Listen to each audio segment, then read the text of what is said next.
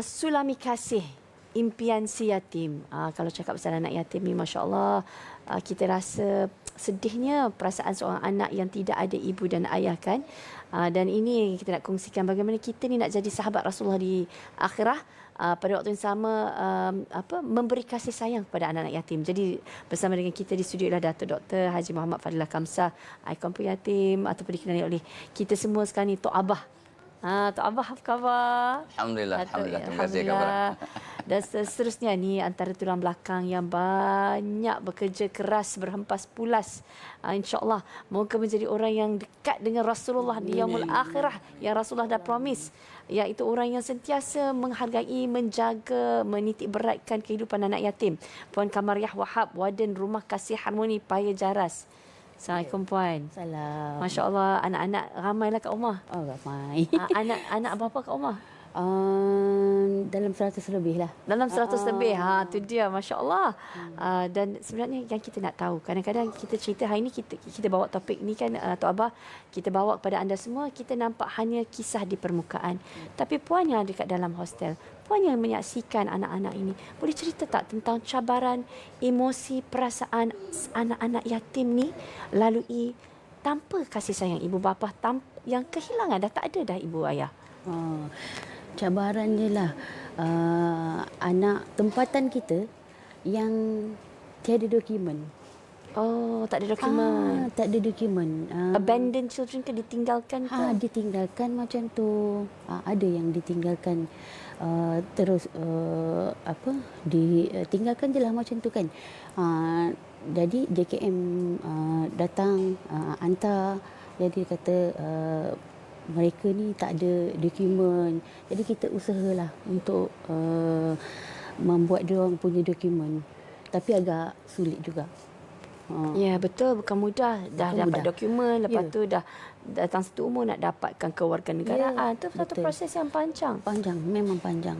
Dari segi emosi mereka pula macam mana? Khususnya anak-anak yatim, sebab topik kita perbincangan tentang anak yatim. Jadi bagaimana yang mereka yang mungkin dah sedar dunia, dah tahu-tahu ada pengalaman bersama ibu ayah, tiba-tiba Allah ambil ayah mereka. Anak-anak ni punya emosi bila masuk ke tangan rumah perlindungan ataupun anak yatim, Puan, bagaimana keadaan mereka?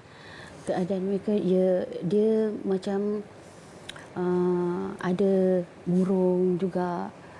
Kadang dorang memberontak sebab yang lain dorang nampak ada, bila ada yang datang tu ada dengan asnaf dengan yatim lain kan. Jadi yang asnaf pun ada juga, tapi bila time tu mak ayah dorang masih ada tapi dia asnaf. Tapi yang yatim ni tak ada mak ayah kan. Tapi itu dah dorang rasa macam sedih juga. Jadi kita sebagai warden ni, kita ambil part yang itulah untuk belai dorang.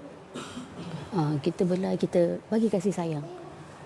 Okey, kalau bila macam Datuk lah kan, Datuk kita dengar kata anak-anak ni sebenarnya dia nak kasih sayang, dia nak dibelai. Kalau anak asnaf ni, nanti mak ayah datang hujung minggu kadang-kadang, hujung bulan cuti sekolah, datang lawat membelai. Jadi anak-anak ni tak ada belayan. Jadi kalau macam Datuk sendiri boleh kongsikan sedikit motivasi, kata-kata semangat kepada ibu-ibu ni lah yang menjaga ni. Kadang-kadang mereka ni datang mungkin dalam pelbagai perangai. Ada yang memberontak macam Puan kata, tapi sebenarnya dia memberontak kerana dia sedih. Kan? Itu sebenarnya kan, dia memberontak sebab dia sedih. Dia sedih sebab dia tak ada mak so ayah. dia manifestasi dalam bentuk marah. Betul. Macam mana kita nak bagi motivasi pada orang yang bukan saja Puan lah, pada siapa-siapa yang mengurus anak yatim? Itulah, terima kasih ya Farah dan Puan Kamariah. Pertama-tamanya saya memang kagum lah orang yang menjaga anak yatim ni ya. Sebab mereka ni Allah hantar ya. Allah hantar, Allah anugerah Allah kepada masyarakat, orang-orang yang sanggup jaga anak yatim. Pada kami ya, pada kita yang berfikir, mereka ni wira-wira yang tidak didendang. Ya, sebab mereka menjalankan fardu kifayah. Kalaulah suatu masyarakat tak jaga anak yatim, semua berdosa. Tapi sebab ada mereka ni, maka Allahu Akbar, kita terlepas tanggungjawabnya. So sebabnya dia tak apa nampak awal-awal untuk bagi, ialah bukanlah motivasi, tapi kata orang tu semangat sikit. Pertamanya kita kena lihat anak yatim tu sebagai anugerah Allah kepada masyarakat untuk kita melabur pahala lah, ya, melabur untuk akhirat. Itu sebabnya Farah sebut 2-3 kali tadi, ana wa kafilul yatimi fil jannah kahatain.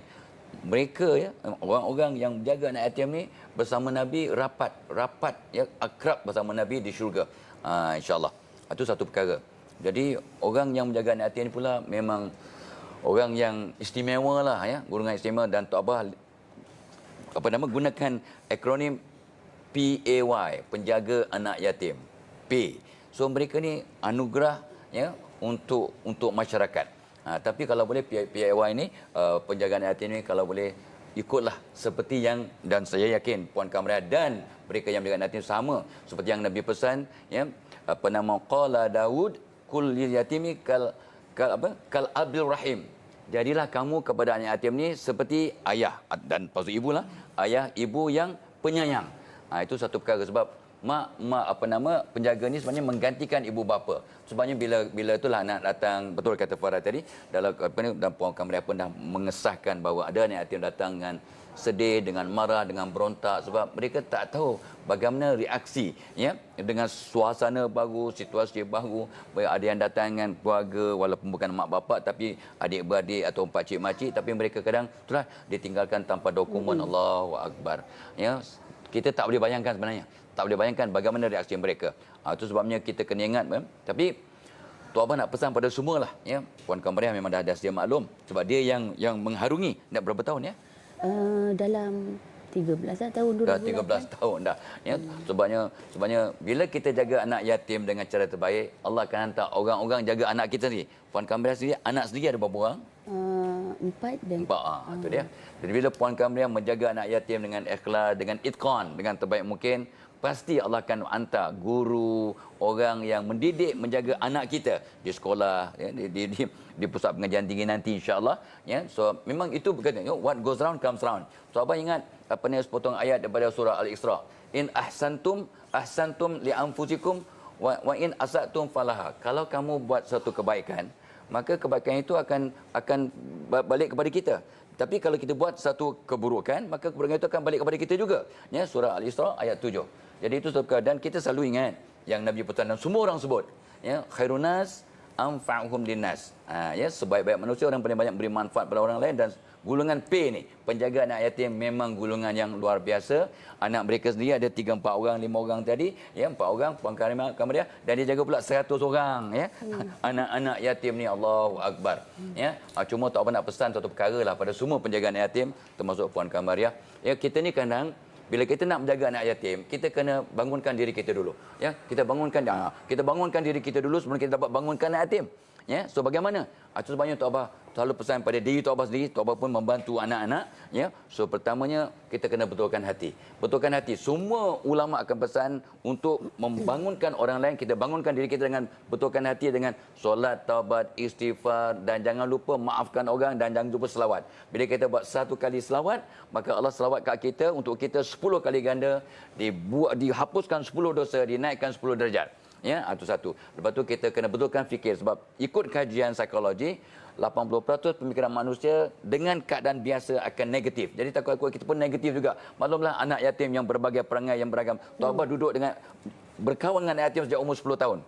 Sampailah berdewasa sentiasa, sebab rumah Tok Abah dengan rumah anak yatim berhampiran. Ya, itu satu perkara. Dan yang ketiganya, kita kena itulah ya, kita kena yang Tok Abah nampak, serasikan dua tip yang tambahan ialah serasikan roh dengan semua orang dan anak yatim.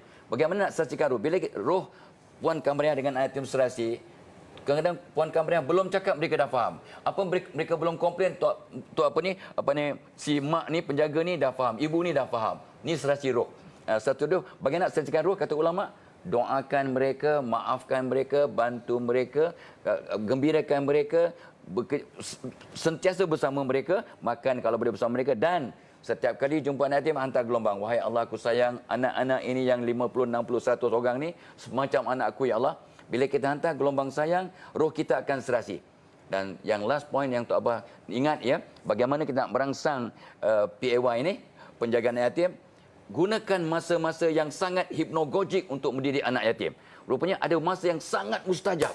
Satu ialah sebelum tidur. Kalaulah boleh sebelum tidur dapat bagi nasihat 30 saat pada satu dorm ke, ya, 30 saat pun cukuplah. Sebab nasihat sebelum tidur akan diulang oleh otak sepanjang tidur. So sebelum tidur waktu yang hipnogogik, waktu yang sangat mustajab mendidik anak-anak. Ya, sebelum tidur, semasa anak tidur. Ini kes-kes yang berat, kes yang bermasalah, yang degil dan sebagainya.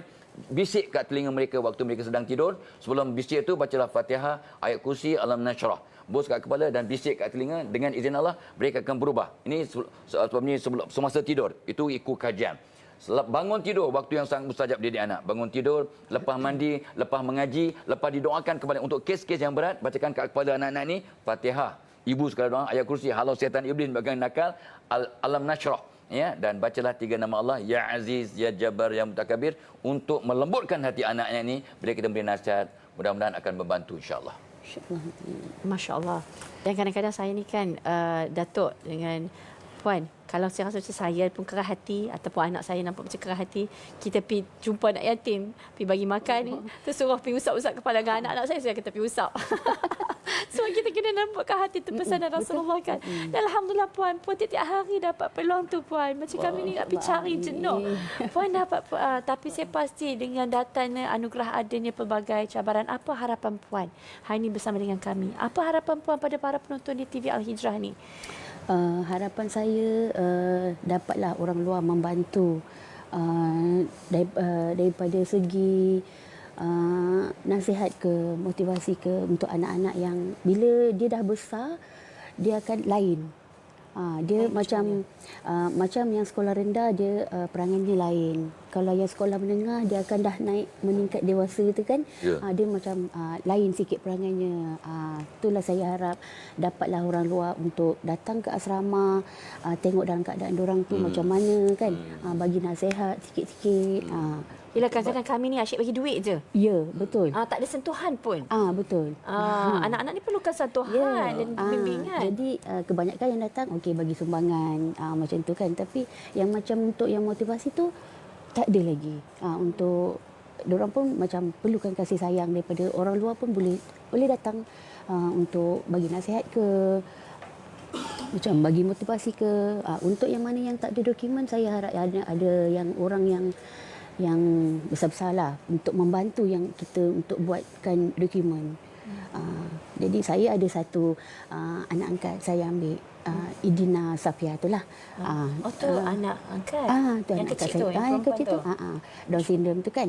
Jadi saya ambil daripada baby sampai sekarang 7 tahun masih tak ada dokumen. Masih tak ada dokumen dia.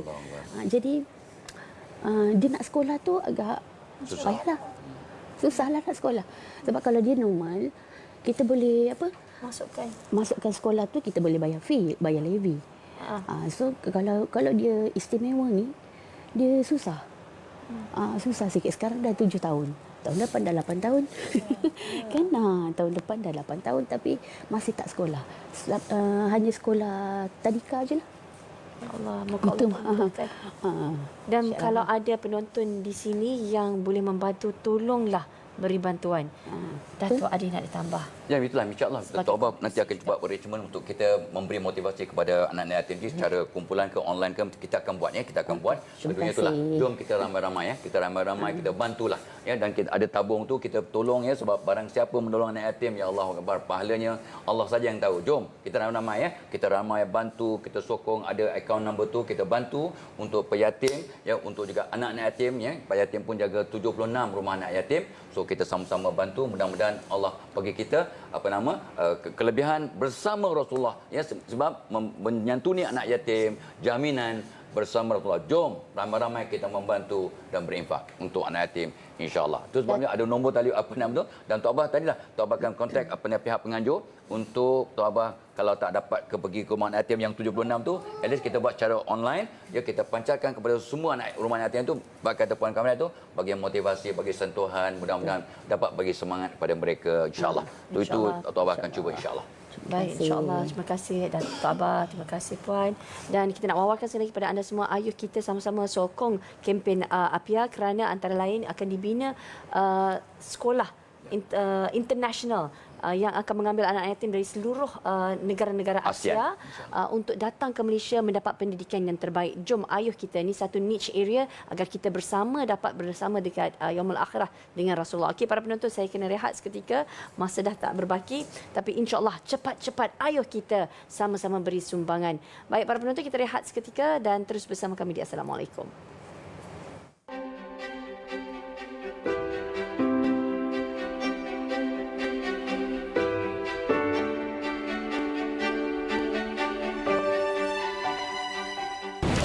Mak, Aisyah dapat nombor 1, Mak. Betul cakap Mak. Walaupun kita miskin, tapi kalau kita berusaha bersungguh-sungguh, mesti berjaya. Allah sentiasa bersama dengan orang yang sabar, kan, Mak? Mak rehat dah dulu. Besok Aisyah datang balik.